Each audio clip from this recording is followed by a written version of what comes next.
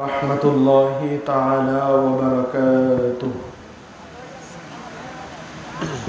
الحمد لله نحمده ونصلي ونسلم على رسوله النبي الأمين المكين الحنين الكريم الرؤوف الرحيم وعلى آله وأهل بيته طيبين والطاهرين والمعصومين الأجمعين، خصوصا على سيدنا الغوث الأعظم على جده نبينا وعليه الصلاة والسلام الغوث ابن الغوث ابن الغوث سيدنا وإمامنا ومولانا وشيخنا وكعبتنا وقبلتنا حضرت سید شاہ رشید علی القادری الحسانی الحسینی البغدادی المدنی پوری علیہ الصلاة والسلام، ثم سجدة التحية والتعظيم لسيدنا ومرشدنا وهادئنا ورهباننا وهادئ الإمام الشريعة والطريقة والحقيقة والمعرفة سيدي وسندي ومرشدي حضرت سید شاہ یعصب علی القادری الحسانی الحسینی البغدادی المدنی پوری مدجلہ العالی، فقد قال الله تبارك وتعالى في كلامه المجيد والفرقانه الحميد، فأعوذ بالله من الشيطان الرجيم، بسم الله الرحمن الرحيم، يا أيها الذين آمنوا اتقوا الله وابتغوا إليه الوسيلة إلى آخر الآية. صدق الله المولان العظيم وصدق رسوله النبي الحبيب الكريم. قال الله تبارك وتعالى في شان حبيبه ومحبوبه ومعشوقه تشريفا وتعظيما، إن الله وملائكته يصلون على النبي، يا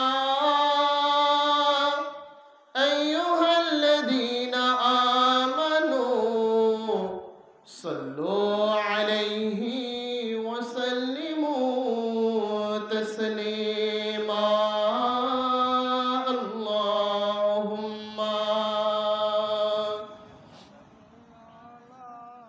سيدنا مولانا محمد وعلى آله سيدنا رسولنا ذات محي الدين يقينا पंजतन की ज़ात है, मोमिनों इस बात पर ईमान लाना चाहिए, अल्लाहुम्मा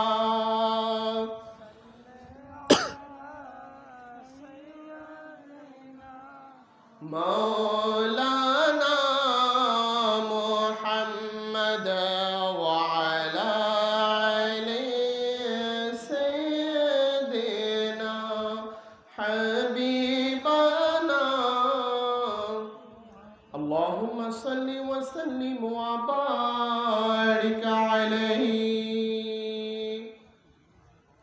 রব্বুল আলামিনের দরবারে লক্ষ কোটি শুকরিয়া যে মালিক ও মাওলা আমাদেরকে औलाद रसूल, आले रसूल, औलाद अली, औलाद फातिमा, औलाद हसन, औलाद हुसैन, औलाद गौस, खुसूसन नूर नबी जे नूरानी औलाद पाक मेदिनीपुर दरबार शरीफेर बड़ हुजूर पाक किबला काबा बर्तमान सज्जद नशीन हुजूर पाक किबला काबा तथा नूर नबीजिर नूरानी औलाद पाकेर এই সাঠিয়াপোলা খানকা শরীফে তানাদের আগমন দিবস উদযাপন উপলক্ষে আমাদের মতো গুনাহগার গোলামদেরকে হাজির হওয়ার তৌফিক দান করলেন। মালিক ও মওলার দরবারে সবাই শুকরিয়া আদায় করে বলি আলহামদুলিল্লাহ।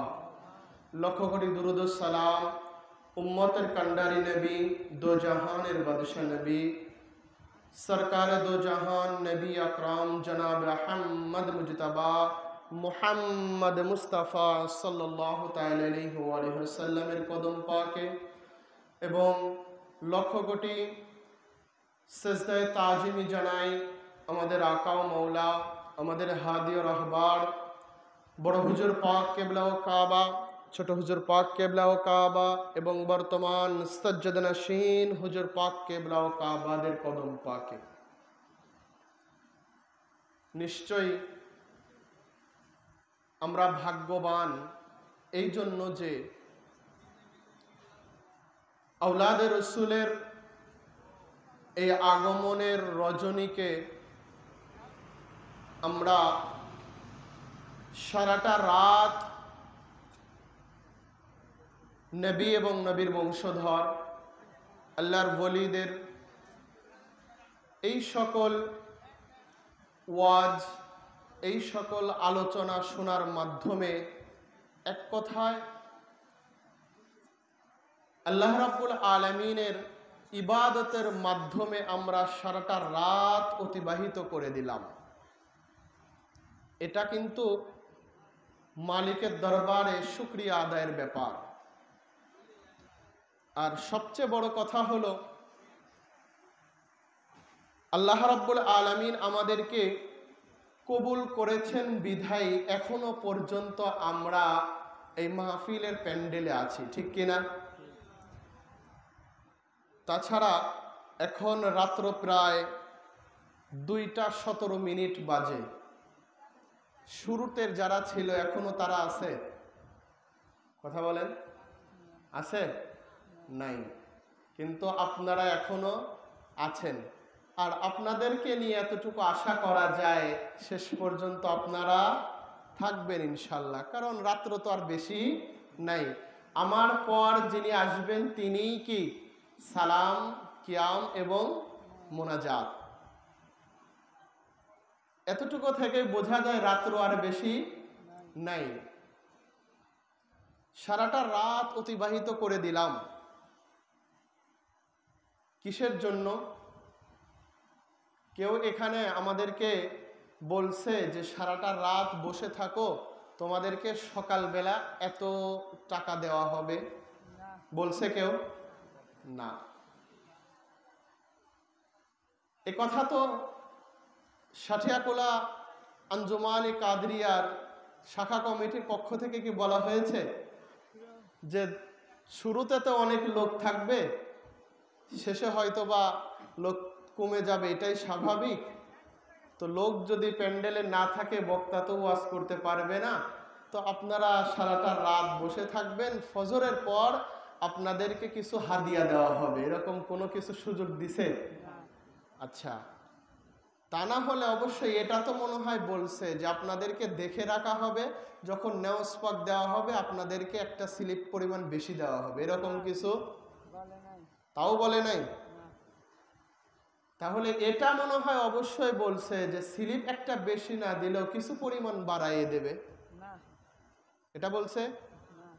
তাও বলে নাই। তাহলে আপনারা সারাটা রাত এখানে অতিবাহিত করলেন কিসের জন্য? একমাত্র আওলাদে রসুলের মোহাব্বতে, ঠিক কিনা? একমাত্র নবীর বংশধরের মোহাব্বতে, একমাত্র আওলাদে রসুল জানাদের দেহ মুবারকের মধ্যে নূর নবীজির নূরানি দেহ মুবারকের রক্ত মুবারক জানাদের দেহ মুবারক রয়েছে, তানাদেরই মোহাব্বতে সারাটা রাত অতিবাহিত করে দিলাম, ঠিক কিনা? হ্যাঁ, আমার পূর্বে আমার শ্রদ্ধেয় উস্তাদ জি মৌলানা মোহাম্মদ লুৎফর রহমান সাহেব, তিনি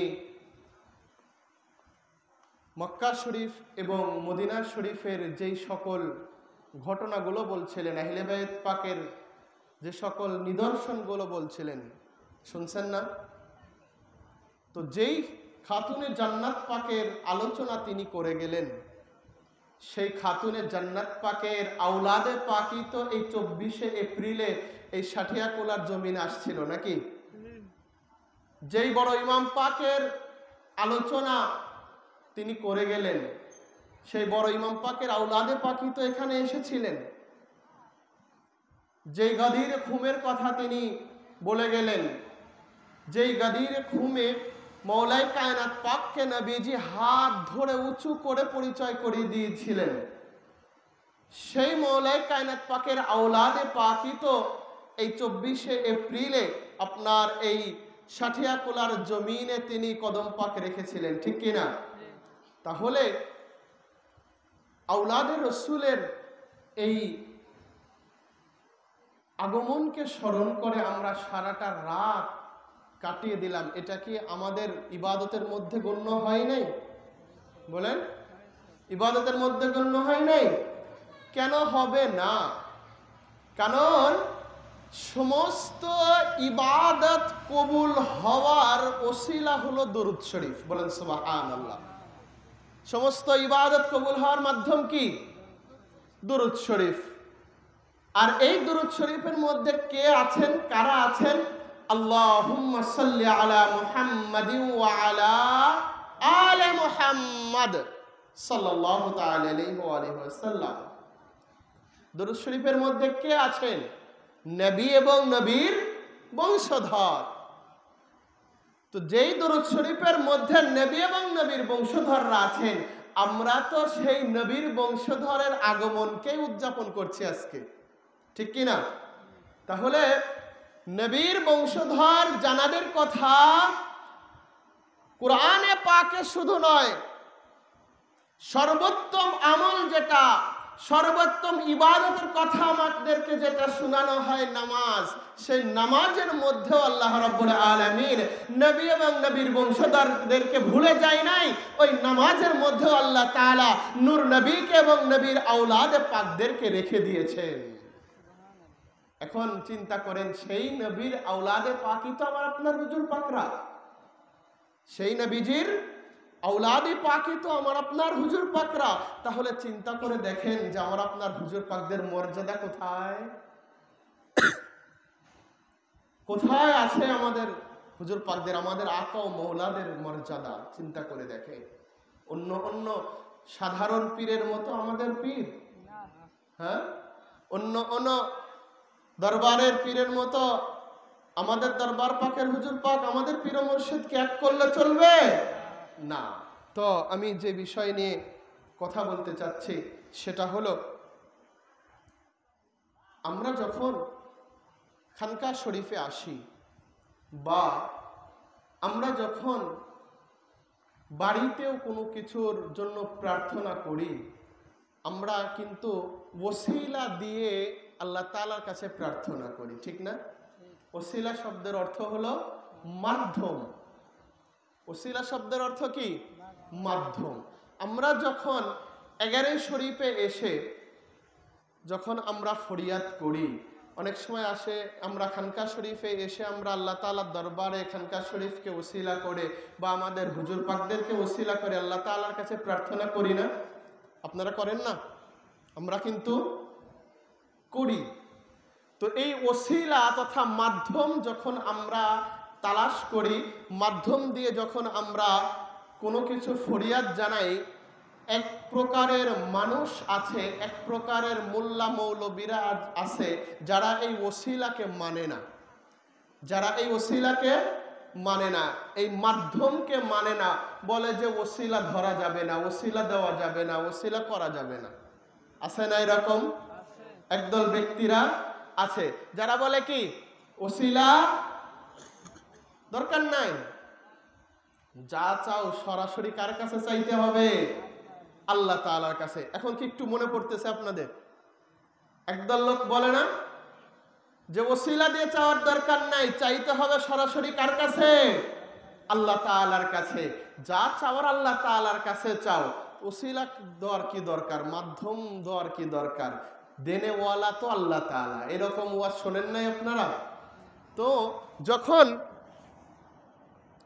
এইরকম ওয়াজ আমাদেরকে শোনানো হয়, আপনারা যারা সাধারণ মানুষ আছেন, একটু মনের মধ্যে দ্বিধাদ্বন্দ্ব সৃষ্টি হতে পারে, ঠিক না? মনের মধ্যে একটু দ্বিধাদ্বন্দ্ব আসতে পারে যে আমাদের দরবার পাকের শিক্ষা হলো আল্লাহ তাআলার কাছে ওসিলা দেওয়া জায়েজ। আমরা যে মেদিনীপুর দরবার পাকের অনুসরণ করে, আমাদের দরবার পাকের আকীদা কি? ওসিলা দেওয়া জায়েজ। আপনি আর ওসিলা যখন আমরা দেই, আমরা কি কোনো খারাপ জিনিসের ওসিলা দেই বলেন? নবীর ওসিলায় আমরা দোয়া করি, কোনো কিছু চাই, অথবা নবীর বংশধর আহলে বাইত পাকের ওসিলায় আমরা কি করি? কোনো কিছু চাই, অথবা ওই নবীর খানদানে পাক যেই জায়গাতে কদম পাক রেখেছেন সেটা কি আর সাধারণ কোনো জায়গা? ওটা কি পুত পবিত্র জায়গা। আমি আস্তে আস্তে আসবো সামনে ইনশাল্লাহ। ওটা পবিত্রতম জায়গা। ওই পবিত্র জিনিসের ওসিলা দিয়ে আমরা কি করি? আমরা প্রার্থনা করি। এইভাবেই তো হুজুর গাউসে পাকের গিয়ারবি শরীফে এসে আমরা গিয়ারবি শরীফকে ওসিলা দিয়ে আমরা কি করি? প্রার্থনা করতে পারি। আমরা আওলাদে রসুলের উরসে পাকে আমরা হাজির হয়ে আওলাদে রসুলকে ওসিলা দিয়ে আমরা কি করি? আমরা প্রার্থনা করি। এইরকম ভাবে ভালো কোনো কিছুর মাধ্যম দিয়েই আমরা কি করি? প্রার্থনা করি, ওসিলা করি। এবং সেই সাথে এমন কোনো জিনিসের ওসিলা আমরা দেই না যেটা আমরা নিজেরাই জানি যে এর ওসিলা দিলে কাজ হবে না। এখন বলেন, নামাজের পর আপনি সমস্ত ইবাদত বন্দিগি করলেন, সব কিছুর পর মুনাজাতে যদি আমার আপনার মতো গুনাহগারদের ওসিলা দিয়ে আল্লাহ তাআলার কাছে প্রার্থনা করেন, কাজ হবে বলেন? কাজ হবে না। কিন্তু ওই দুয়ার ওসিলার মধ্যেই যদি নবীর নাম পাক থাকে, যদি নবীর বংশধর নূর নবীজির নূরানি বংশধরের নাম পাক থাকে, যদি ওই দুয়ার মাধ্যমে আহলে বায়তে মুস্তাফাদের নাম পাক থাকে, ওই দুয়ার মাধ্যমে যদি ওসিলা হিসাবে সমস্ত কুল কায়নাতের যিনি ওলিকুলের সম্রাট হুজুর গাউসে পাক শাইন সাহেব বাগদাদের নাম পাক থাকে, যদি ওই দুয়ার ওসিলার মধ্যেই যদি ওই নূর নবীজির আওলাদে পাক হুজুর গাউসে পাকের আওলাদে পাকের যদি নাম পাক থাকে, তানাদের যদি আমরা ওসিলা দেই, বলেন তো আল্লাহ তাআলা দোয়া কবুল করবে কিনা? করবে কিনা? অবশ্যই করবে। তো এটা তো আগে জানতে হবে, জানতে হবে না? সারাটা রাত উদযাপন করলাম, এখানে কি যদি কিছু না নিয়ে যাই, না শিখে যাই, বলেন কোনো কাজে আসবে? কোনো কাজে আসবে না।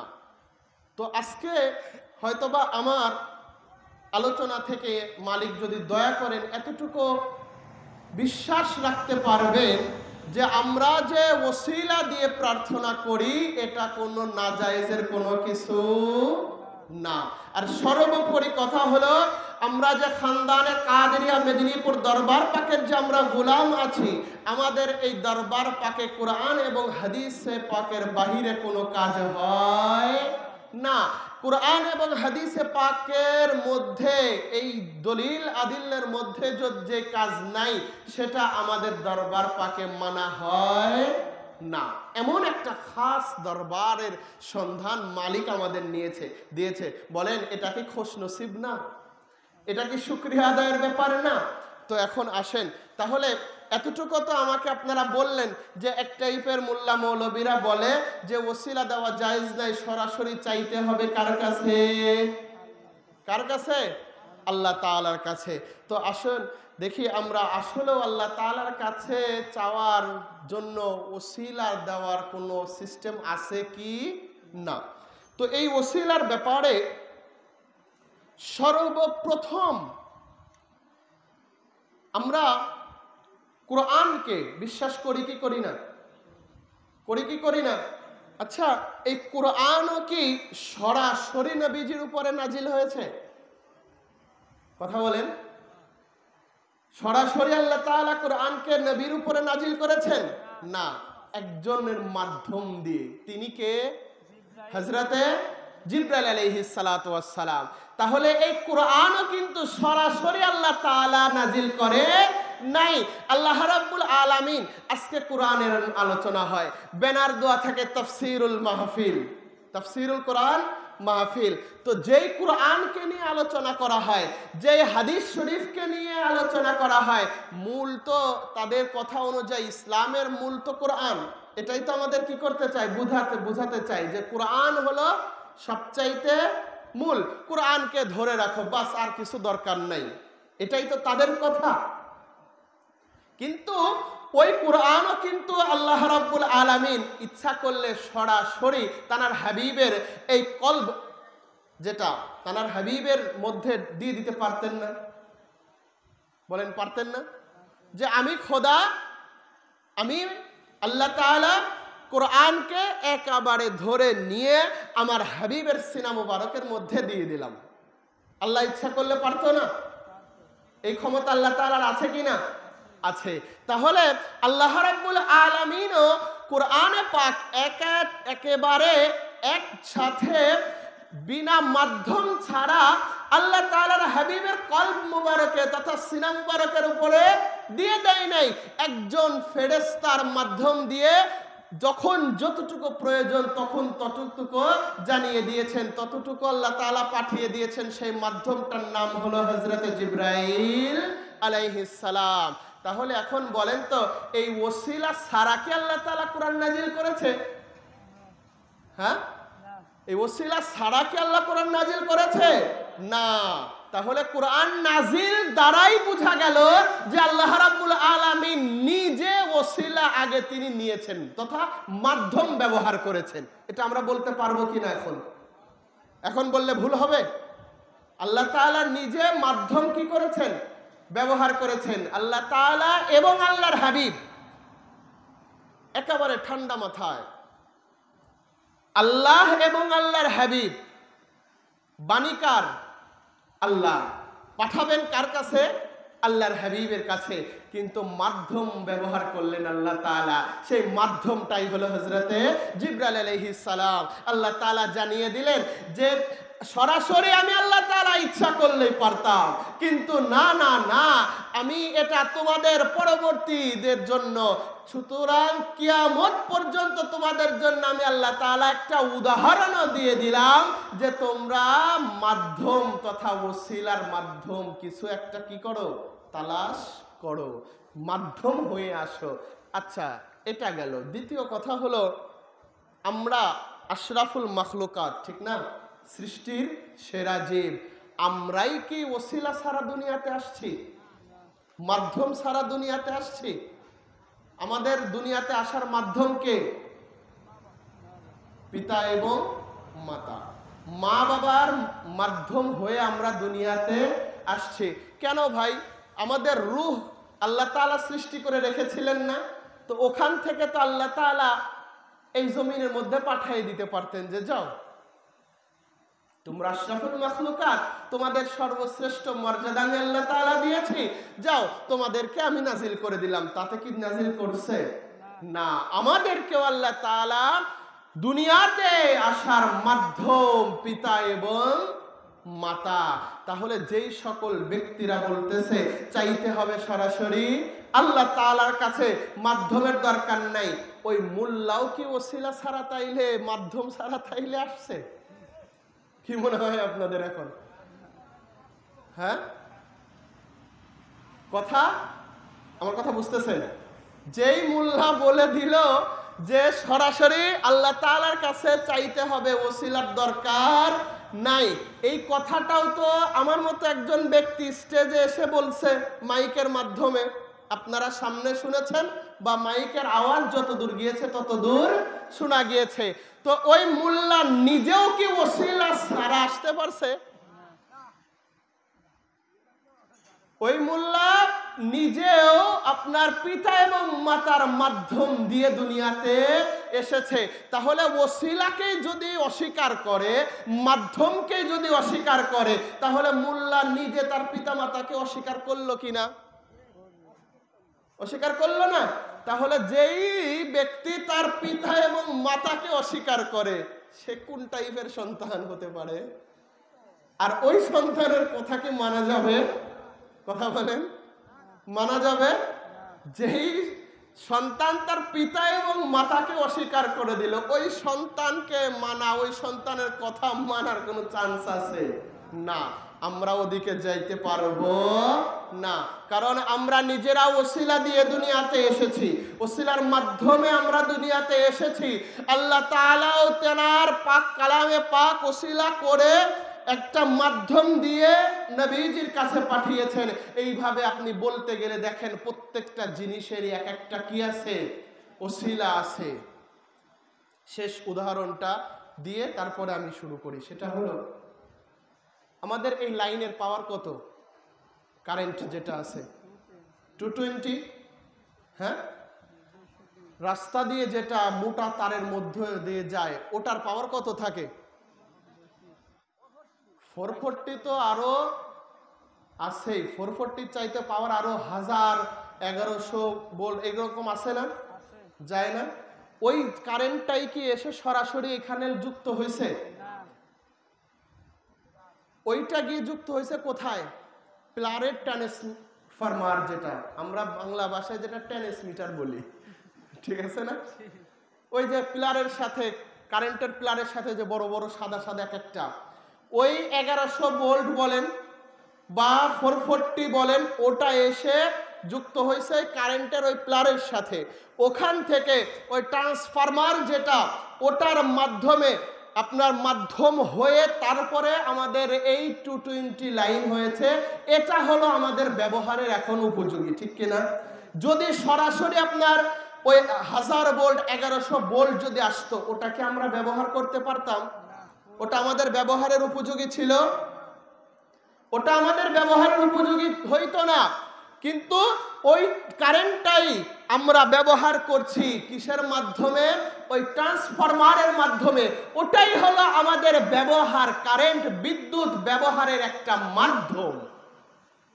তো আল্লাহ রাব্বুল আলামিনও তানার যেই রুবুবিয়াত, যে ক্ষমতাটা, আল্লাহ তাআলার যে ওয়াহদানিয়াতের যে ক্ষমতাটা, ওই ক্ষমতা ওই নূরের কাছে, এবং আল্লাহর রাসূলের যেই নূরের ক্ষমতাটা, ওটা যদি আমরা সরাসরি যাইতে চাই, কখনোই আমাদের মতো আমরা গুনাহগার মাটির মানুষ টিকে থাকতে পারবো না।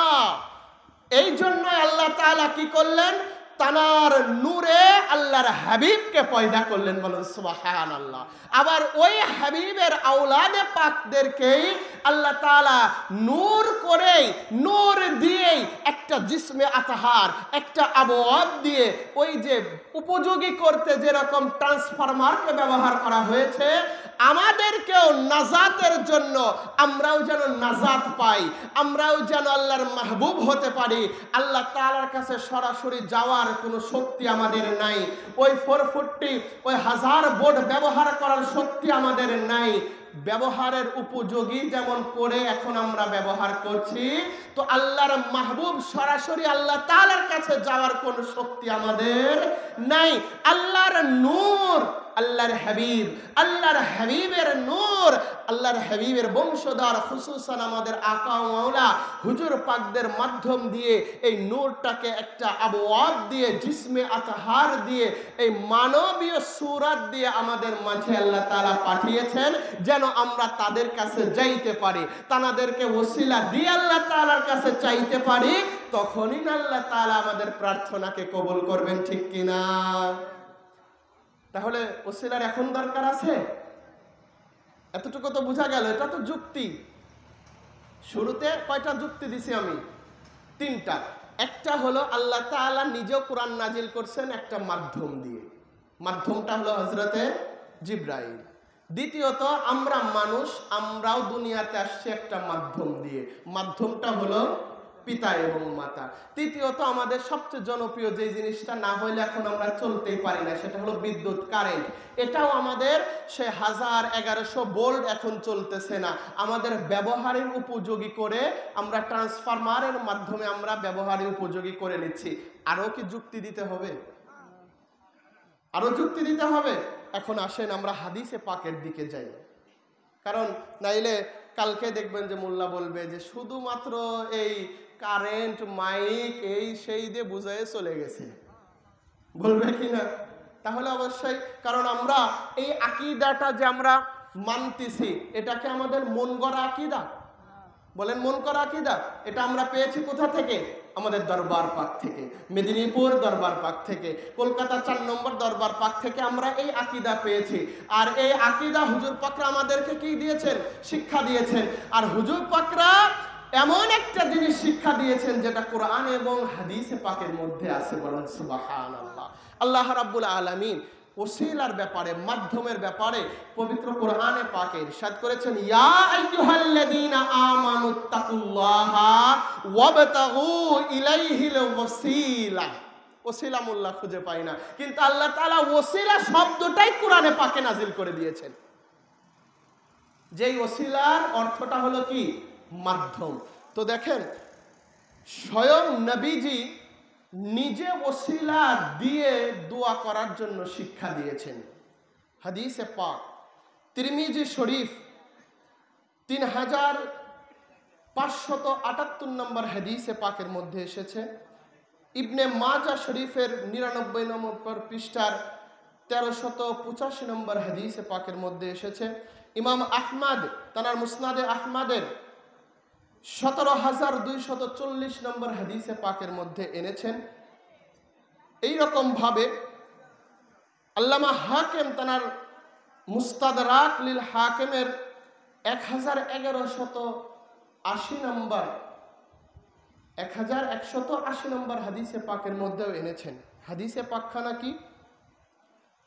আন উসমান ইবনে হুনাইফ রাদিয়াল্লাহু তাআলা আন্না রাজুলান দরিয়াল বাসরা আতান নবিয়্যা সাল্লাল্লাহু তাআলা আলাইহি ওয়া আলিহি ওয়া সাল্লাম فقال ادعوا الله أن يعافعني فقال إن شئت أخرت لك وهو خير وإن شئت دعوت فقال ادعه فأمر أن يتودى فيحسن وضوءا ويصلي ركعتين ويدعو بهذا الدعاء اللهم إني أسألك وتوجه إليك بمحمد صلى الله تعالى عليه وآله وسلم نبي الرحمة يا محمد إني قد توجهت بك إلى ربي في حاجتي لتقضى اللهم فشفع في নবীজির একজন সাহাবী হযরতে উসমান বিন হুনাইফ রাদিয়াল্লাহু তাআলা আনহু থেকে হাদিসে পাক বর্ণিত। তিনি বলেন, একদিন একজন অন্ধ লোক তিনি নবীজির কাছে এসে বললেন, ইয়া রাসূলুল্লাহ, ইয়া হাবিবাল্লাহ, হুজুর আপনি আমার জন্য আল্লাহ রাব্বুল আলামিনের কাছে প্রার্থনা করেন, আল্লাহ তাআলার কাছে দোয়া করেন। তখন নবীজি ওই অন্ধ লোকের কথার পরিপ্রেক্ষিতে জানিয়ে দিচ্ছেন যে আমি যদি তোমার জন্য দোয়া করি সেটা একটু দেরিতে হবে, আর দেরিটাই হবে তোমার জন্য কল্যাণকর, দেরিটাই হবে তোমার জন্য কল্যাণকর। কিন্তু তুমি ইচ্ছা করলে আল্লাহ তাআলার কাছে এখনই দোয়া করতে পারো। তো কিভাবে তুমি দোয়া করবে আমি তোমাকে সেই নিয়মটাকে শিক্ষা দিয়ে দেই। নবীজি তাকে শিক্ষা দিচ্ছেন, নবীজি ইরশাদ করছেন তার নূরানি জবানে যে তুমি সর্বপ্রথম উত্তম রূপে ওযু করো। উত্তম রূপে ওযু করো। নবীজি তার ওই ব্যক্তিকে, ওই অন্ধ লোকটাকে শিক্ষা দিচ্ছেন, তুমি উত্তম রূপে ওযু করো এবং রব্বে কারীমের দরবারে তুমি 2 রাকাত নামাজ আদায় করো। 2 রাকাত নামাজ আদায় করার পর তুমি এইভাবে আল্লাহ তাআলার কাছে দোয়া করো যে হে রব্বে কারীম, হে আল্লাহ তাআলা, আমি তোমার রহমতের নবী মুস্তাফা সাল্লাল্লাহু তাআলা আলাইহি ওয়া আলিহি ওয়াসাল্লামের ওসিলায় আমি তোমার কাছে প্রার্থনা করছি, রব্বে কারীম তুমি আমার প্রার্থনাকে কবুল করে নাও। শুধুমাত্র তাই নয়, পরবর্তীতে আবার তিনি বলছেন, ইয়া রাসূলুল্লাহ, ইয়া হাবিবাল্লাহ, আমি যখন এই প্রার্থনাটা আল্লাহ তাআলার কাছে করলাম, তারপরে আমি এটাও আল্লাহ তাআলার কাছে প্রার্থনা করলাম, ইয়া রাসূলুল্লাহ, ইয়া হাবিবাল্লাহ, আমার চাহিদা পূরণের জন্য, আমার আশা পূরণের জন্য আমি আপনি নবীকে ওসিলা করে রব্বে কারীমের দরবারে আমি হাত তুলে দিয়েছি, রব্বে কারীমের দরবারে আমি প্রার্থনা করছি এবং আমি আমার রবের কাছে এটাও প্রার্থনা করে জানিয়ে দিলাম কি, সেটা হলো, ও রব্বুল আলামিন, এই নবীর ওসিলায় তো তুমি আমার দোয়াকে কবুল করে নাও এবং কাল কিয়ামতের ময়দানে, ওই কঠিন হাসরের ময়দানে, যেই ময়দানে সমস্ত ব্যক্তিরা ইয়া নফসি করবে, ওই হাসরের ময়দানে তুমি রব্বুল আলামিন যেই একজন ব্যক্তিকে তুমি শাফাতের মালিক করে রেখেছো, ওই সুপারিশ করনেওয়ালা নবীর শাফাত তুমি আমার নসিব করে দিও। বলল কে? এই অন্ধ ব্যক্তি। এনাকে তিনি বললেন সর্বপ্রথম যে হে রব্বুল আলামিন, তুমি আমার দোয়াকে কার? নবীর রহমতের নবীর ওসিলায় কি করো? দোয়া করো। আচ্ছা, এই দোয়াটা আমি তিরমিজি শরীফের হাদিসে পাক থেকে, আগে হাদিস পাক কোট করে দিয়েছি, তো এই দোয়াটা শিখালেন কে?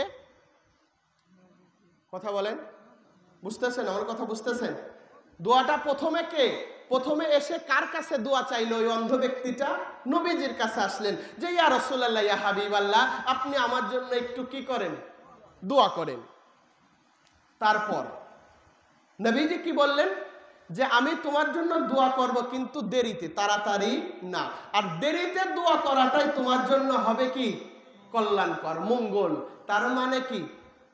নবীজি দোয়া করা, আর আমরা এখন যদি এসে ইমাম সাহেব একটু দোয়া করে নেওয়ার জন্য, সাথে সাথে আল্লাহ, হয় কি না?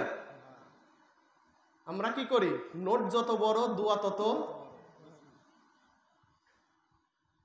খারাপ লাগতেছে কথাটা না? নোট যত বড় দোয়া তত বড়। আবার এরকমও কিছু কিছু মুসল্লি এখন পাওয়া যায় বা পাবলিক পাওয়া যায়, দোয়ার মধ্যে নাম উল্লেখ না করলে দোয়াটা মন মতো হইল না। আদৌ কি তাই? নাম নিলে দোয়া কবুল হবে, নাম না নিলে আল্লাহ তাআলা দোয়া কবুল করবেন না, এমন কি কোনো গ্যারান্টি আছে? বলেন, আছে? তো আমাদের দোয়া হলো যত তাড়াতাড়ি আমরা কি করতে পারি?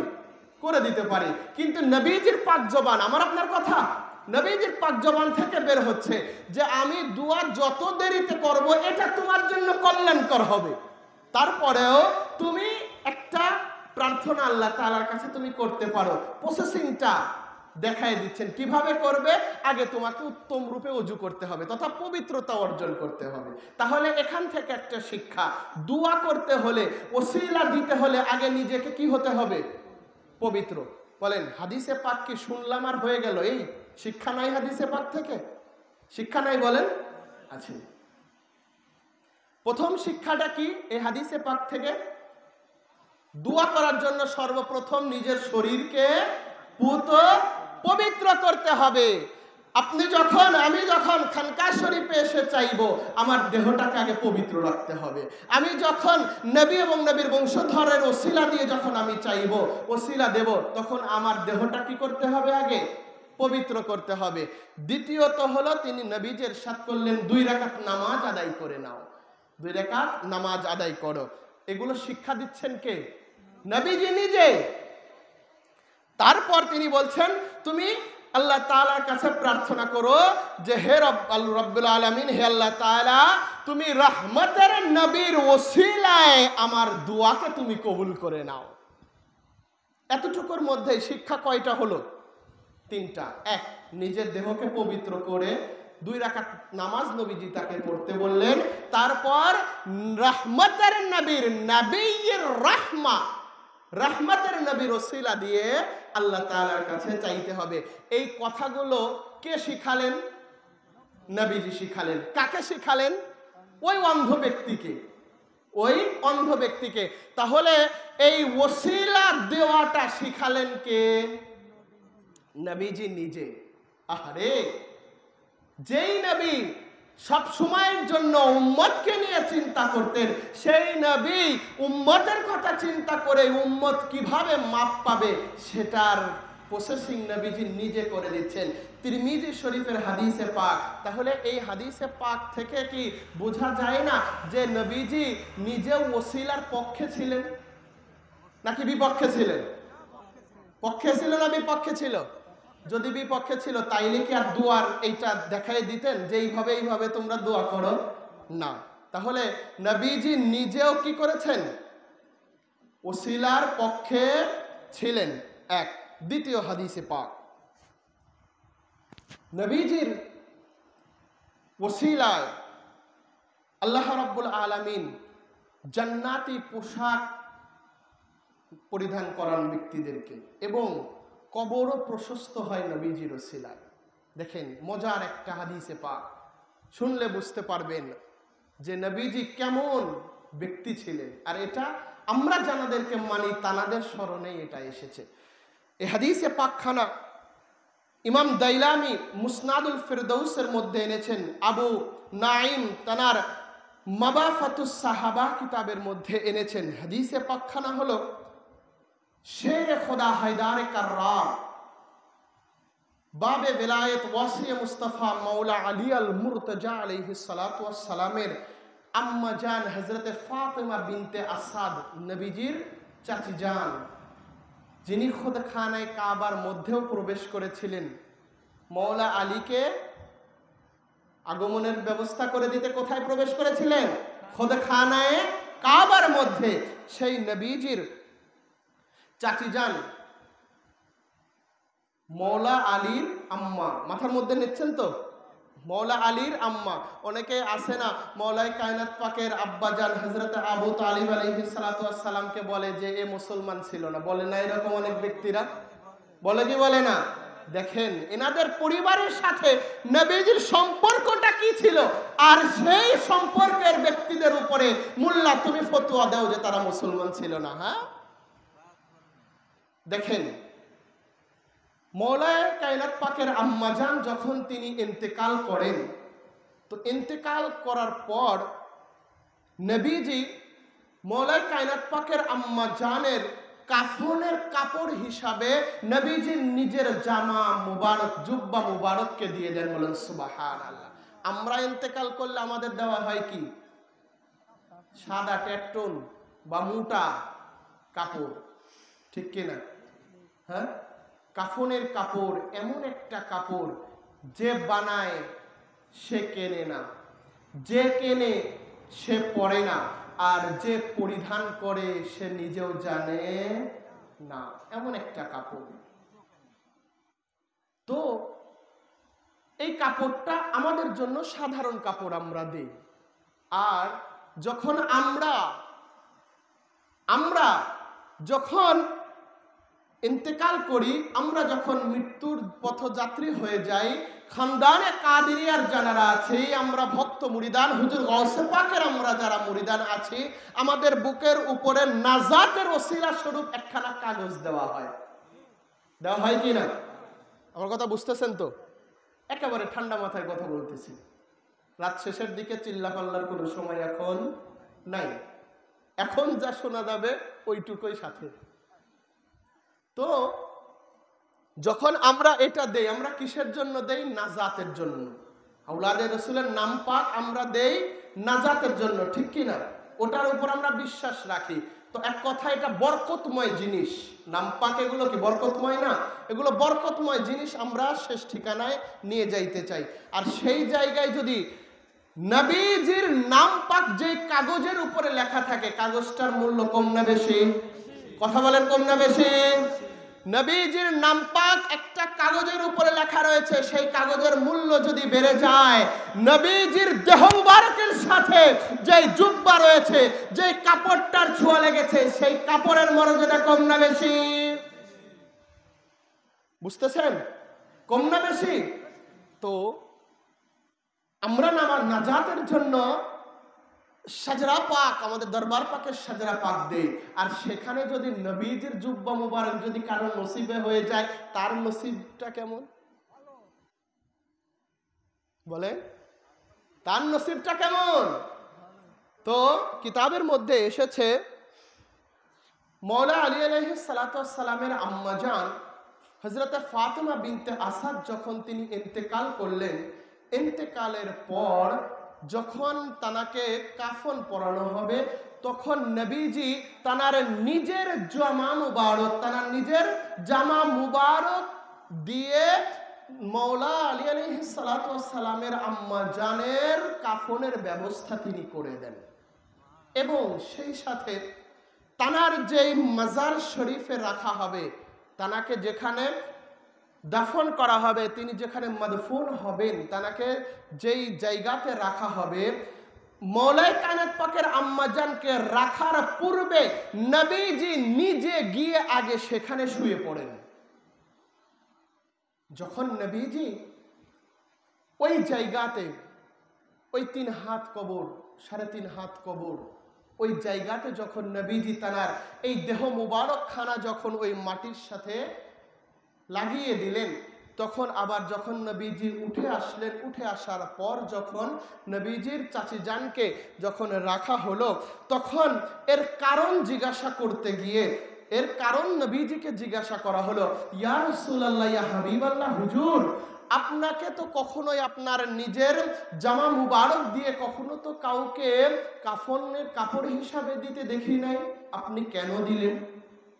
আবার নবীজি কে বলা হলো, ইয়া রাসূলুল্লাহ, ইয়া হাবিবাল্লাহ, হুজুর, আপনাকে তো কখনোই কারোর কবরের মধ্যে শুয়ে যাইতে দেখি নাই, তাহলে কেন আপনি এতক্ষণ শুয়ে রইলেন? তখন নবীজি ইরশাদ করেন, ইন্নী আলবিস্তুহা লিতুলবাসা মিন সিয়াবিল জান্নাতি ওয়াদ তদাজাতু মাআহা ফি কবরিহা লিউখাফফিফু আনহা আন দুআজাতিল কবরি।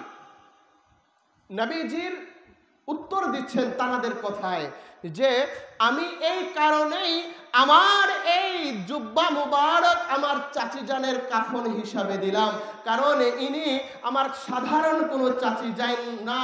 আমার মায়ের, আমার পিতার ইন্তেকালের পর, আমার পিতা এবং মাতার ইন্তেকালের পর ইনি এবং আমার চাচা যান হযরতে আবু তালিব আলাইহিস সালাতু ওয়াস সালাম, এনারা দুইজন আমাকে লালন পালন করেছেন।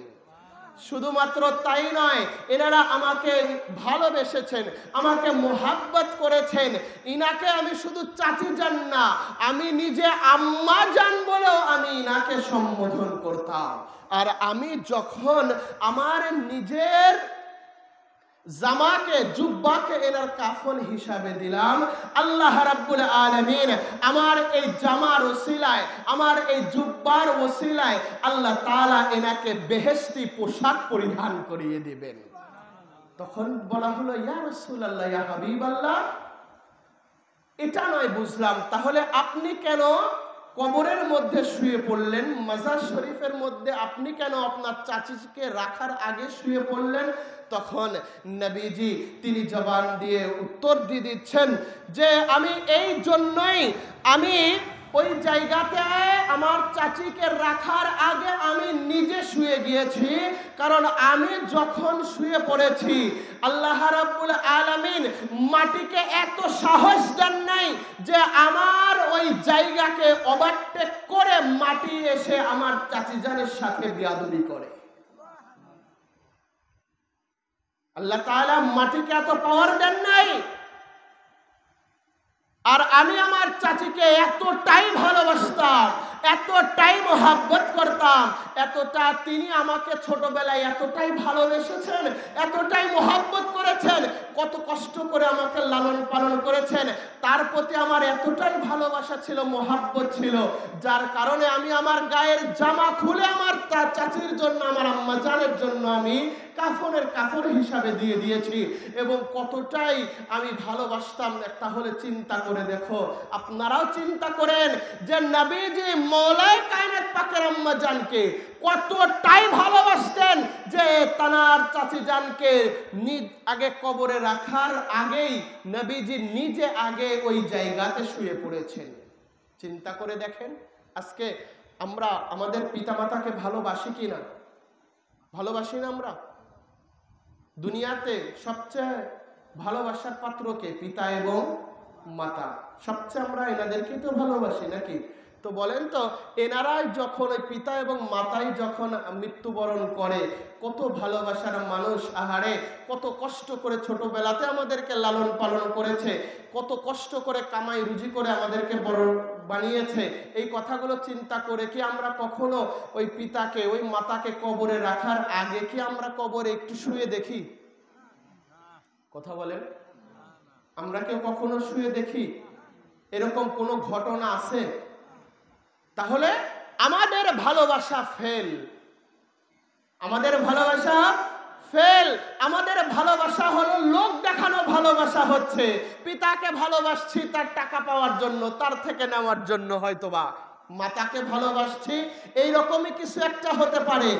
ভালোবাসা ওই কবরে যাওয়া পর্যন্তই কি শেষ, তারপরে আর কোনো খোঁজ খবর নাই। বহুত সন্তান আছে পিতামাতার জন্য একটু দোয়ার আয়োজন করবে, সেটাও কখনো কি করে না, সেটাও কখনো করে না। তাহলে ভালোবাসাটা কোথায়?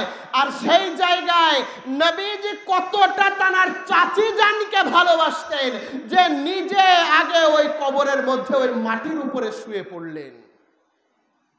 আর তানাদের শানে মোল্লা বলে যে তারা মুসলমান ছিল না। হায় রে মোল্লা রে, হায় রে মোল্লা।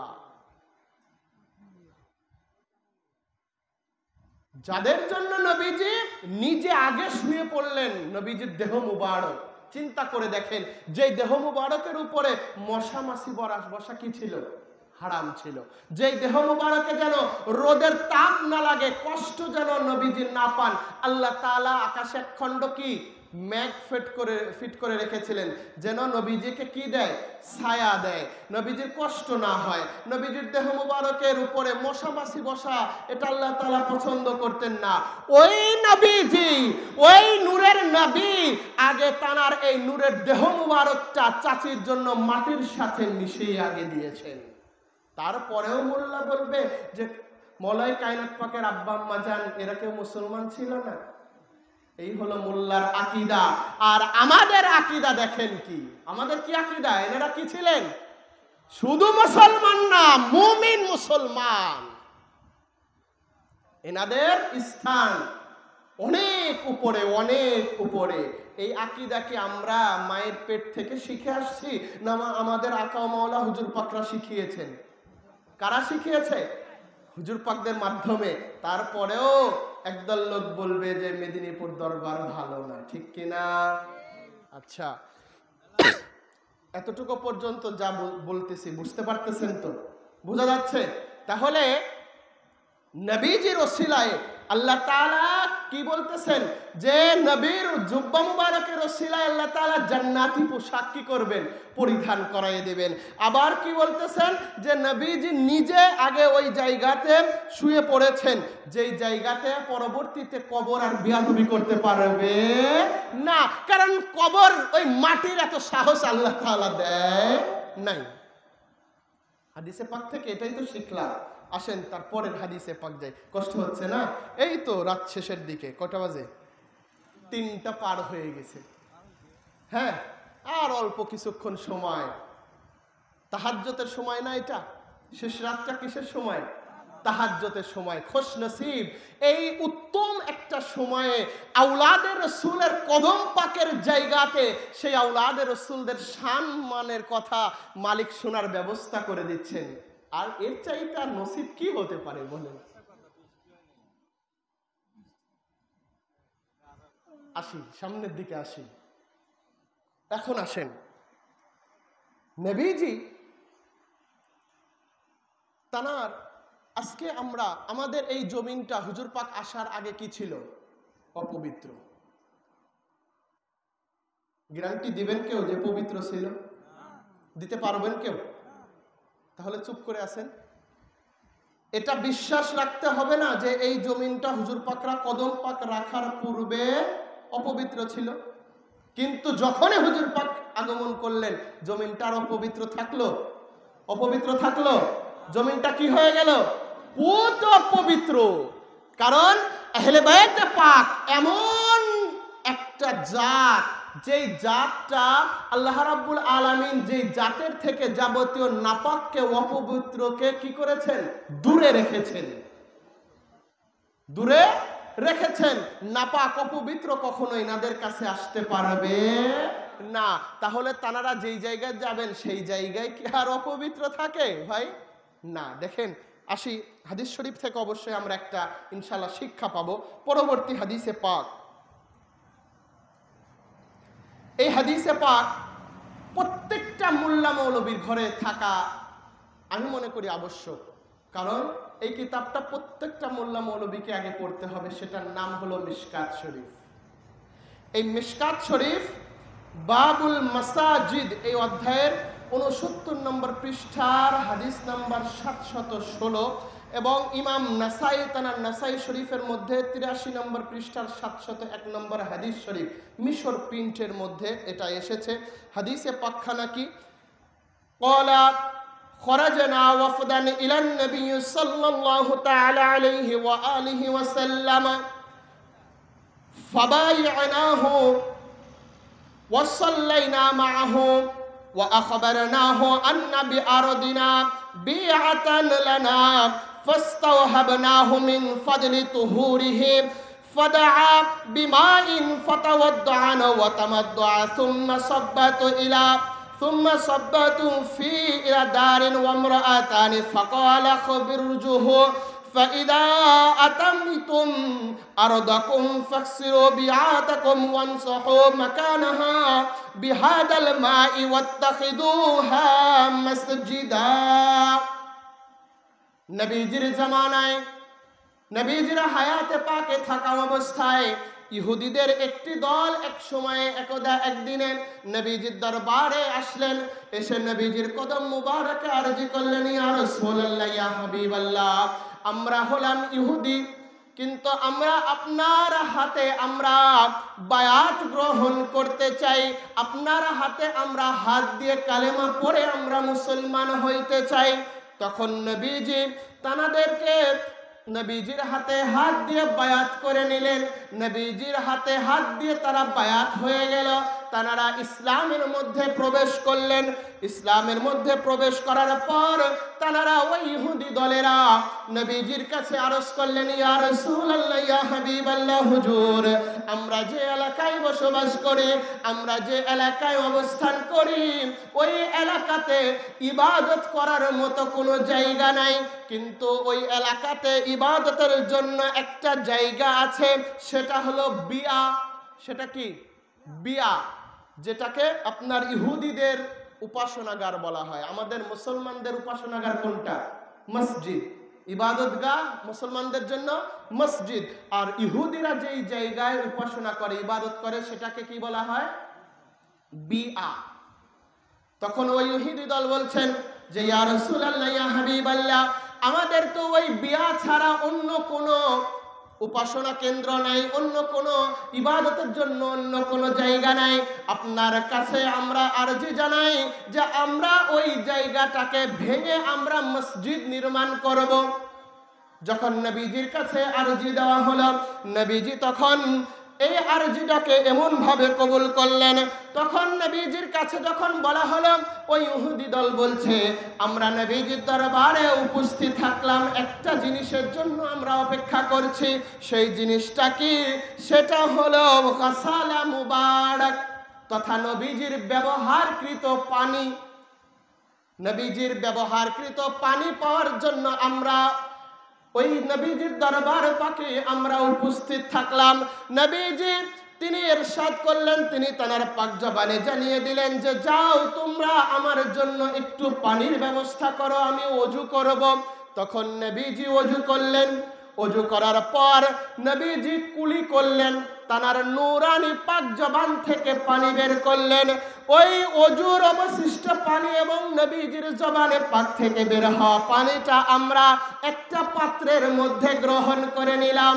তখন নবীজি সরকারে দো জাহান নবী আকরাম তার পাক জবানের ইরশাদ করে দিলেন যে যাও যাও যাও, চলে যাও, আমার এই ওযুর পানিটা নিয়ে যাও। এই ওযুর অবশিষ্ট পানিটুকু নিয়ে তোমরা তোমাদের ওই আগের ইবাদতের জায়গা যেটা বিয়া, ওই জায়গাতে আগে ছিটিয়ে দাও। ছিটিয়ে দেওয়ার পর তোমরা ওখানে মসজিদ নির্মাণ করো।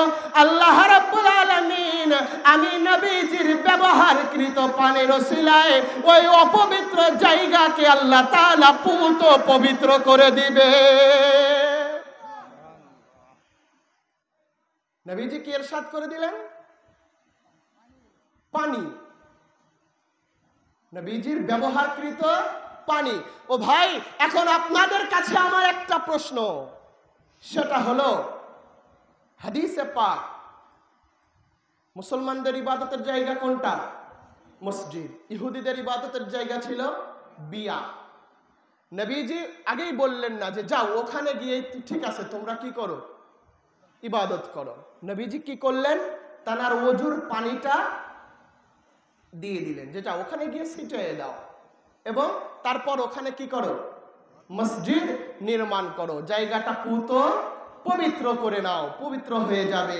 তো ভাই আমার কথা হলো, এখন নবীজির জবান মিথ্যা হতে পারে? নাউজুবিল্লাহ মিন যালিক। তো ওই জবানের মধ্যে, ওই মুখ মুবারকের মধ্যে নবীজি পানি নিয়েছেন, ওই পানিটা আবার বের করে দিয়েছেন। ওই পানিটাই যদি একটা অপবিত্র জায়গাকে যদি পবিত্র করতে পারে, ওই নবীজির দেহ মুবারকের রক্ত জানাদের দেহ মুবারকের মধ্যে রয়েছে, ওই নবীজির রক্ত মুবারক জানাদের দেহ মুবারকের মধ্যে রয়েছে। ওই মেদিনীপুর দরবার শরীফের হুজুর পাকরা তারা যেই জায়গায় কদম পাক রাখেন, সেই জায়গা কি পবিত্র হতে পারে কি পারে না? এগুলা কি হাদিসে পাক আমাদের জন্য শিক্ষা না ভাই? হাদিসে পাক কি আমাদের জন্য শিক্ষা? চিন্তা করে দেখেন, এগুলো বুঝতে কি, আবার এই পয়েন্টটা বুঝতে কি কোন কষ্ট হচ্ছে? হ্যাঁ, নবীজির ওযুর পানি, ওযুর পানি, ওযুর পানি কি একেবারে সম্পূর্ণ কি শরীরের সাথেই থাকে? হ্যাঁ, আবার যেটা আমরা মুখের মধ্যে নেই, ফেলে দেই, কত সেকেন্ড মুখের মধ্যে থাকতে পারে বলেন তো? কথা বলেন। হ্যাঁ, 1, 2, 3 সেকেন্ড। গড়গড়ায় কুলি করলে হয়তো বা আর 2-1 সেকেন্ড বেশি রাখে। হ্যাঁ, 5 সেকেন্ডই ধরলাম, তাইলে কুলি করতে হয় কয়বার? 3 বার। 3 5 15 সেকেন্ড। 15 সেকেন্ড আপনার জবানের মুস্তাফার মধ্যে রয়েছে। কয় সেকেন্ড? 15।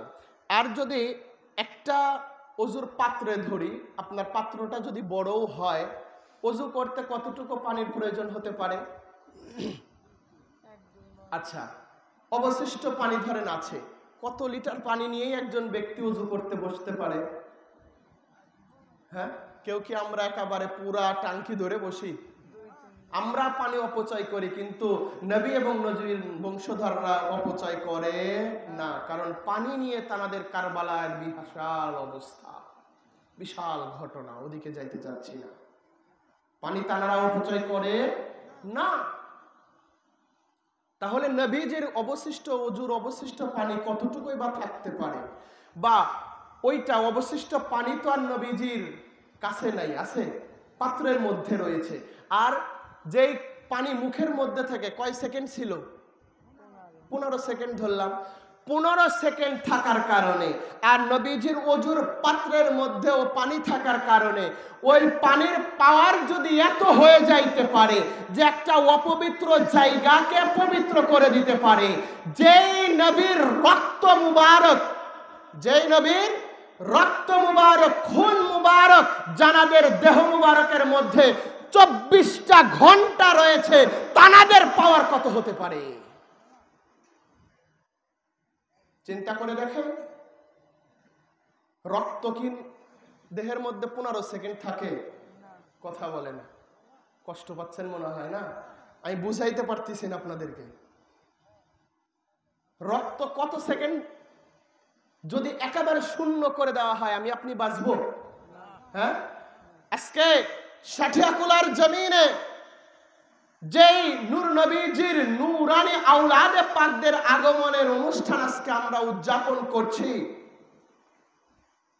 নবীজির আওলাদে পাকের ভক্ত গোলামদের দ্বারা আজকের এই আয়োজিত অনুষ্ঠান,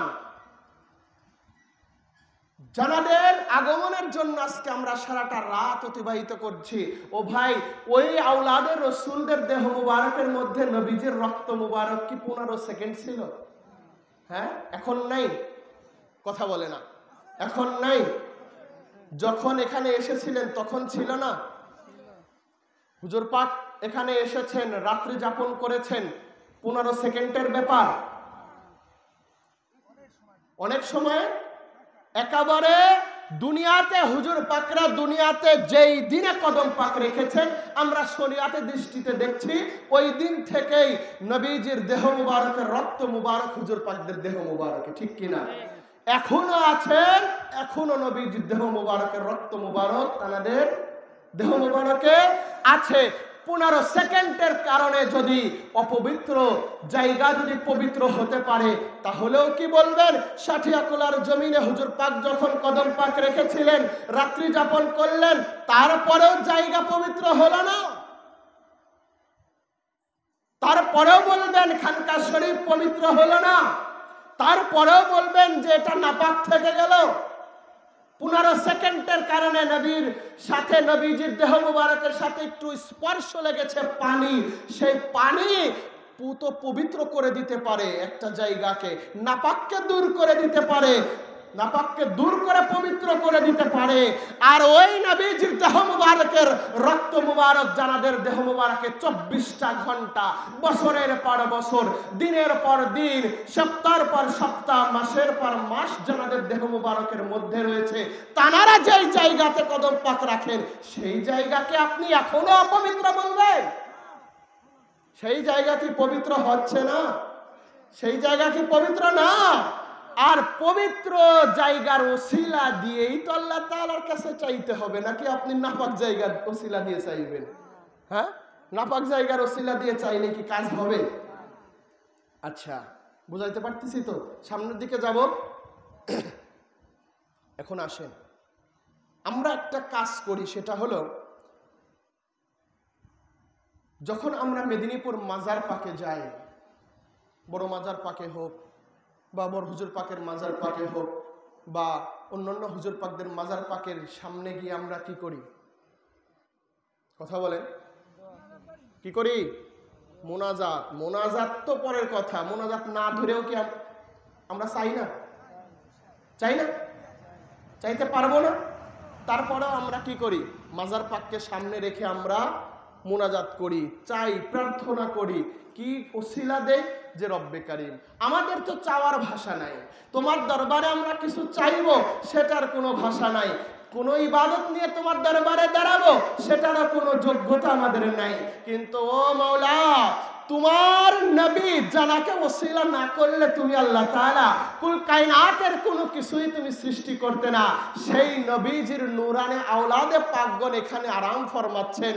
ও মালিক, তুমি তোমার এই নূরানি, তোমার হাবিবের এই নূরানি আওলাদে পাকের ওসিলায় আমাদের দোয়াকে কি করো? কবুল করো। আমরা অসুস্থ আছি, তোমার এই আওলাদে পাক, হাবিবের আওলাদে পাক নূরের টুকরাদের ওসিলা দিয়ে আমাদের সুস্থ করে দাও। আমরা অভাব অনাটনের মধ্যে আছি, এই নূরের টুকরাদের ওসিলায় আমাদের অভাব অনাটন দূর করে দাও। এইগুলা প্রার্থনা করি কি করি না? মেন বিষয়টা হলো মাজার পাকে গিয়ে আমরা চাই। এইটাও একদল মোল্লা মৌলবী মাজারে যায় চায়, বলে কি বলে না? একটু জোরে করে বলেন তো, এতক্ষণ তো বলি নাই। বলে কি বলে না? বলে। যাক, মানে একটু টেস্ট করলাম যে আপনারা ঘুমাইছেন কিনা, দেখলাম যে না ঘুমান নাই। তাইলে বলে তো যে মাজারে গিয়ে চাওয়া যাবে না। এখন দেখেন, ইমাম শাফি নাম শুনছেন না? তিনি কে? একটা মাযহাবের ইমাম। চারটিখানি বিষয়। এটা কি আমাদের এই মসজিদের টিনের চালের ইমাম? টিনের চালের মসজিদের ইমাম? মাযহাবের ইমামকে আপনি কি মনে করেন? চারটিখানি ব্যাপার। ইমাম শাফি তিনি নিজেও ইমাম আবু হানিফার মাজারে গিয়েছেন এবং ওসিলা দিয়ে চেয়েছেন। এই কথাটা মুখের কথা, বিশ্বাস করতে হবে না। কিতাব বলছে আগেই, মেদিনীপুর দরবার দলিলা দিল্ল ছাড়া কোনো আকীদা মানে না।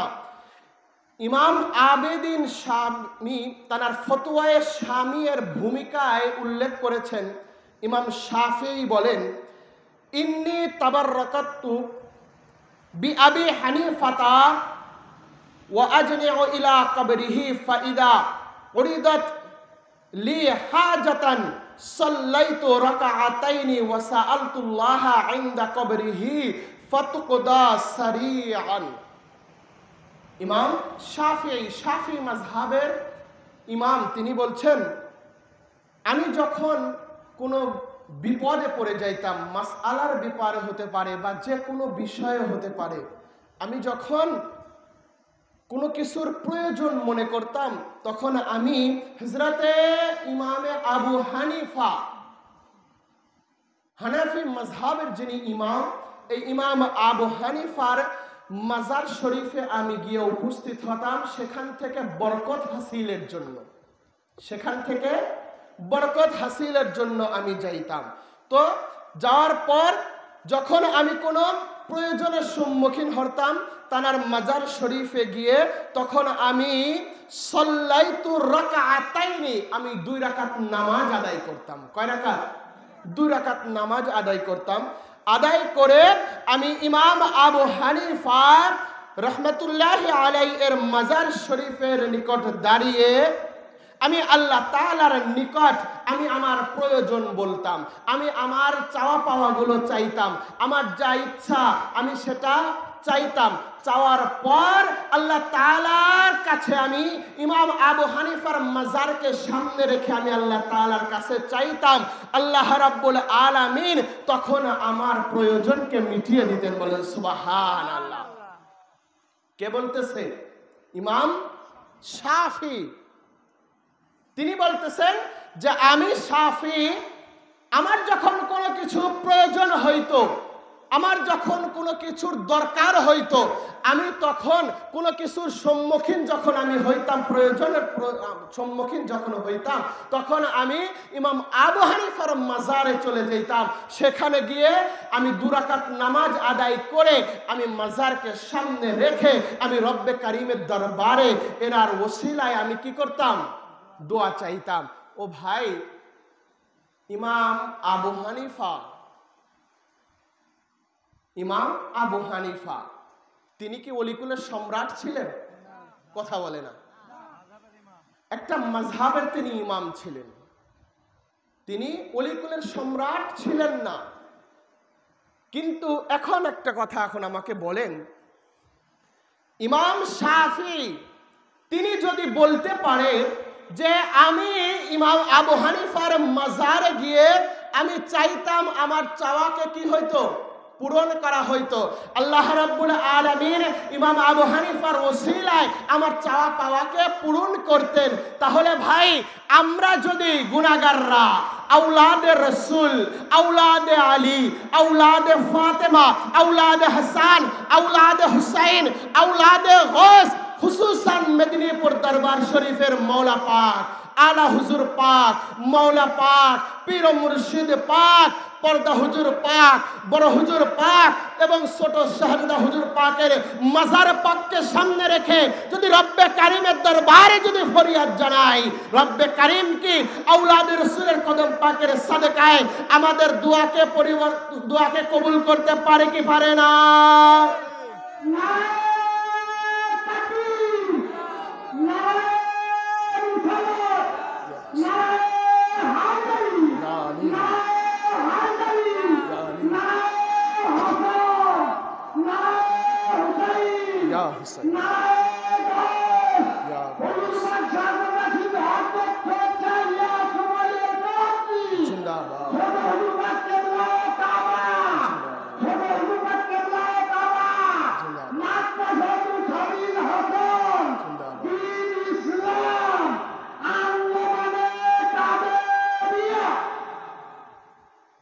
কি বলবেন এখন?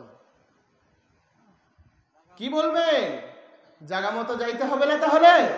হ্যাঁ, শুধুমাত্র তাই নয়, দেখেন একটা মাযহাবের ইমামের আকীদা আপনি একেবারে কসুর পাতার পানি মনে করলেন? হ্যাঁ, শুধুমাত্র তাই নয়, দেখেন ইমাম শাফি তিনি আবার কি বলছেন। ইমাম শাফির মুখের জবান শোনেন, একটা মাযহাবের ইমাম হওয়া, ওরে বাবা একেবারে মামা বাড়ির মুয়া গেলাম, মামির কাছে চাইলাম, মামি দিল, খেয়ে ফেললাম, মাযহাবের ইমাম হয়ে গেল। হ্যাঁ, এরকম কিছু? দেখেন ইমাম শাফি তানার আকীদাটা দেখেন। ইমাম শাফি তিনি বলছেন, তানার জবানে তিনি বলছেন, ইমাম শাফি তিনি বলছেন, আলুন নবী যরিয়াতি ওয়া হুম ইলাইহি ওয়াসিলাতি আরদু বিহিম গাদান বিয়াদিল ইয়ামিন সাহিফাতি।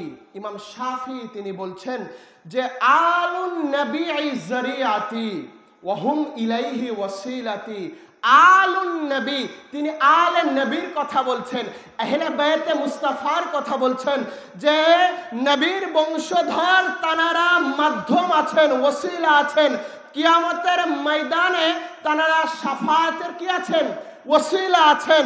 আমি শাফিঈ মাযহাবের ইমাম, আমি ইমাম শাফি বলছি যে আমি আশা করি কিয়ামতের ময়দানে ওই আলে নবী, ওই আওলাদে নবী, আলে মুহাম্মদ সাল্লাল্লাহু তাআলা আলাইহি ওয়া আলিহি ওয়াসাল্লামের ওসিলায়, নূর নবীজির নূরানি বংশধর আহলে বাইত পাকের ওসিলায় আমি কিয়ামতের ময়দানে আমার ডান হাতে আমার আমলনামাকে পাবো। কি বললেন?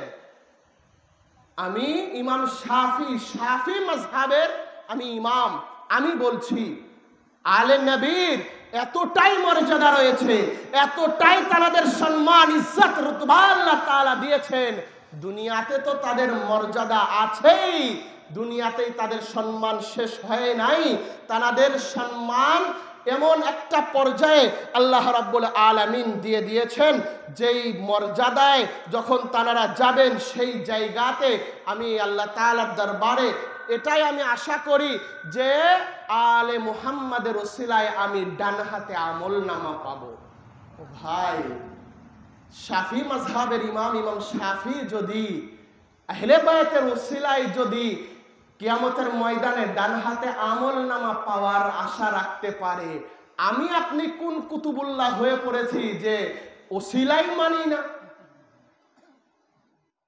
আমি আপনি কোন আল্লামাতুদ্দাহার হয়ে পড়েছি যে ওসিলা তো মানতেইছি না, আবার আহলে বাইত পাকের কথা তো দূরের কথা। যদি বলি আহলে বাইতের ওসিলা দিতে হবে, বলবে ওরে বাবা ওরা মেদিনীপুরের মুরিদ, ওরা খালি ওদের পীরের ওসিলার কথা কয়, যে এই জায়গায় ওসিলা দাও, এই জায়গায় ওসিলা দাও। যতগুলো বলছি একটাও কি আমাদের দরবারের হাদিস? হ্যাঁ, আমাদের হুজুর পাকদের কোনো লিখিত কিতাব, আমাদের দরবার পাকের কোনো আলেমের লিখিত কিতাব না। ইমাম শাফির মতো ব্যক্তি তিনি বলে দিচ্ছেন যে আলে মুহাম্মাদের ওসিলায় আমি কিয়ামতের ময়দানে ডান হাতে আমলনামা পাওয়ার আশা করি। এটা আল্লাহ তাআলার দরবারে আমার ওসিলা, আহলে বাইতের ওসিলা, আলে মুহাম্মাদের ওসিলা, নবীর বংশধরের ওসিলায় ও রব্বুল আলামিন তুমি কিয়ামতের ময়দানে ডান হাতে আমার আমলনামা দিও। তাহলে আমরা এখন সেই ওসিলাকে মানতে রাজি না। তাহলে আমরা কি ইমাম শাফির চাইতে বড় পণ্ডিত হয়ে পড়ছি? ইমাম শাফির চাইতে বড় ইমাম আমরা হয়ে পড়েছি? ইমাম শাফির চাইতে আরো অন্য কোন মাযহাবের ইমাম আমরা হয়ে পড়েছি? আহা, চিন্তা করে দেখেন। আজ আমার চাচা বলেছেন, বা কয়েকদিন গত বছরও দেখা গিয়েছে, এই রে নামাজ, এই মাঠে নামাজ, ওই মাঠে নামাজ, অমুক জায়গায় সবচেয়ে বড় জামাত হচ্ছে, আল্লাহর দরবারে ফরিয়াদ হচ্ছে, আল্লাহ বৃষ্টি দাও, বৃষ্টি দাও, কোনো খবর হয় না। এটাও দেখছি ফেসবুকে বা সংবাদ মাধ্যমে, যিনি নামাজ পড়াচ্ছেন ওই হুজুরের মাথার উপরে ছাতি, ওই হুজুরের মাথার উপরে কি ছাতি। তো তিনি যদি ছায়ায় থাকেন তাহলে কিভাবে, পরেরটুকু বললাম না, কেন বৃষ্টি হয় না এখন? কারণ জায়গা মতো চাইতে আমরা পারি নাই। মুহাম্মদ এবং আলে মুহাম্মাদের ওসিলা দিয়ে যদি রব্বে কারিমের দরবারে যদি চাওয়া যায়, মালিক মাওলা অবশ্যই অবশ্যই নবীজির ওসিলায়, নবীজির রক্ত মুবারকের ওসিলায়, নবীজির আওলাদে পাকের ওসিলায় দোয়া কবুল করে রহমতের বৃষ্টি বর্ষণ করতে পারে। কিন্তু আমরা এই চলছে সেই চলছে। তো দেখেন এটা কতটা গুরুত্বপূর্ণ ছিল নবীজির এই বিষয়গুলো। আরেকটা হাদিসে পাক বলি, কষ্ট হচ্ছে না? হ্যাঁ, কার কার কষ্ট হচ্ছে? শেষ, এই তো 3:30 বেজে গেছে, শেষ সময়, শেষ।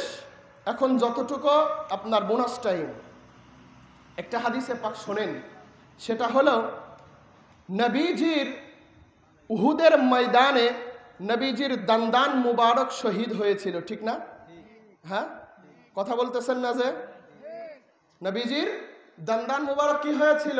উহুদের ময়দানে শহীদ হয়ে গিয়েছিল। তো এই হাদিসে পাক ইমাম তাবারানী মুআজামুল আওসাত কিতাবের মধ্যে 9ম খণ্ডের 47 নম্বর পৃষ্ঠার 9098 নম্বর হাদিসে পাকের মধ্যে এনেছেন। ইমাম হাইসামি মুজমাউজ জাওয়ায়েদ কিতাবের 8ম খণ্ড 270 নম্বর পৃষ্ঠার মধ্যে এনেছেন। হাদিসে পাকখানা কি? عن أبي سعيد الخدري رضي الله تعالى عنه أن أبا مالك بن سنان لما أصيب رسول الله صلى الله عليه وسلم في وجهه يوم أحد مس دام رسول الله صلى الله عليه وسلم وازداده فقيل له أتشرب الدم؟ قال نعم أشرب دم رسول الله صلى الله عليه وسلم. فقال رسول الله صلى الله عليه وسلم خالت دمي بدمه لا تمسنا النار. নবীজি হাদিসে পাক ইরশাদ করছেন, হযরত আবু সাঈদ খুদরি রাদিয়াল্লাহু তাআলা আনহু তিনি বর্ণনা করছেন যে তার পিতা মালিক ইবনে সিনান, আবু সাঈদ খুদরির পিতা আব্বাজান মালিক ইবনে সিনান, তিনি উহুদের ময়দানে যখন নবীজির দন্দান মুবারক যখন শহীদ হয়ে যায়, তখন নবীজির এই দন্দান মুবারক যখন শহীদ হয়ে যায়, নবীজির খুন মুবারক পড়ছে, রক্ত মুবারক বের হচ্ছে, তখন এই মালিক ইবনে সিনান তিনি তানার জিহবা দ্বারা, মালিক ইবনে সিনান তানার জিহবা দ্বারা নবীজির ওই দন্দান মুবারক শহীদ হওয়ার যে খুন মুবারক বের হচ্ছে, বেয়ে পড়ছে, ওটাকে তিনি জিহবা দিয়ে নবীজির ওই রক্ত মুবারককে তিনি পরিষ্কার করে দিচ্ছেন, রক্ত মুবারক পরিষ্কার করে দিচ্ছেন, এবং যতটুকু মুখের মধ্যে যাচ্ছে সেটা তিনি পান করে নিচ্ছেন। নবীজির রক্ত মুবারক তিনি পান করে নিচ্ছেন। এইরকম ভাবে জিহবা মুবারক দিয়ে পরিষ্কার করতে করতে করতে করতে এক সময় নবীজির ওই ক্ষত স্থানটা পুত পবিত্র তো আছেই, পরিষ্কার হয়ে যায়।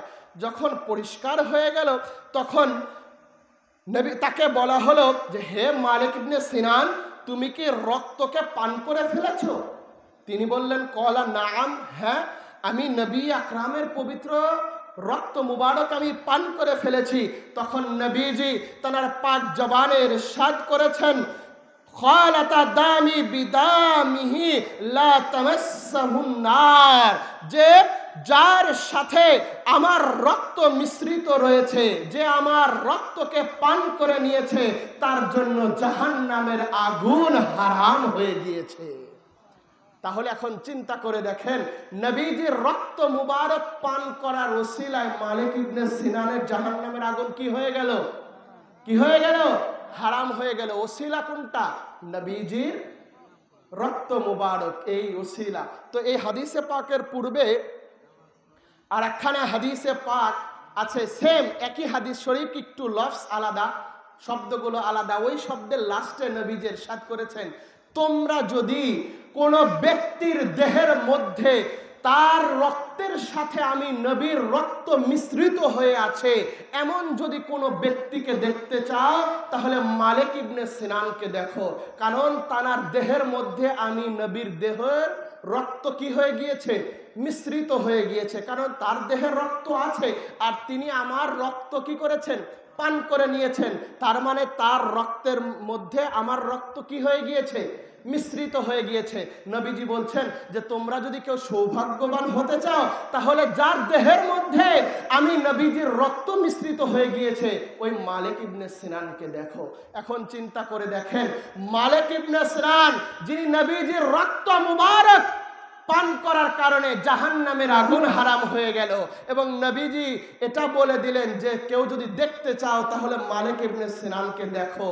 যদি ভাই মালিক ইবনে সিনানের দেহের রক্তের সাথে যদি নবীজির রক্ত মিশ্রিত হওয়ার কারণে যদি সে সৌভাগ্যবান হতে পারে, আমার আপনার হুজুর পাকরা যারা এই 24 এপ্রিলে এই তারিখে সাঠিয়াকোলার জমিনে যারা এসেছিলেন, তাদের শরীরে কি আলাদাভাবে রক্ত গিয়ে কি মিশ্রিত হয়েছে?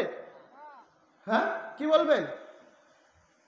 তাদের শরীরে কি আলাদাভাবে রক্ত গিয়ে মিশ্রিত হয়েছে, নাকি ওই নবীজির রক্ত মুবারক আগে থেকেই আছে? আগে থেকেই ওই নবীজির রক্ত মুবারক নবীজির দেহ মুবারকের মধ্যে রয়েছে। মালিক ইবনে সিনান যদি সৌভাগ্যবান হতে পারে, নবীজির জবান যদি সাক্ষ্য দিতে পারে, তাহলে আমার আপনার হুজুর পাকের মর্যাদা কোথায়? আর ওনারা যেই জায়গাতে কদম পাক রেখেছেন সেই জায়গার মর্যাদা কোথায়? চিন্তা করে দেখেন এখন মালিকের দরবারে। এটাই সব সময়ের জন্য ফরিয়াদ করতে হবে। এবং এতটুকু যতটুকুই বললাম বুঝতে তো পারছেন যে ওসিলা দেওয়া যাবে কিনা? হ্যাঁ, খানকা শরীফে এসে চাইলে কি আর কোনো সমস্যা আছে? খানকা শরীফের ওসিলা দিয়ে চাওয়া যাবে না? হুজুর পাকদের ওসিলা দিয়ে চাওয়া যাবে না? অবশ্যই যাবে।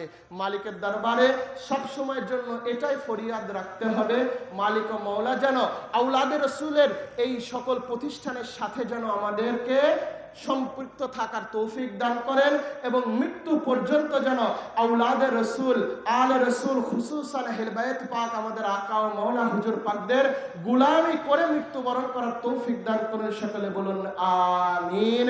ওয়া মা আলাইনা ইল্লাল বালাগ। আসসালামু আলাইকুম ওয়া রাহমাতুল্লাহি ওয়া বারাকাতুহু।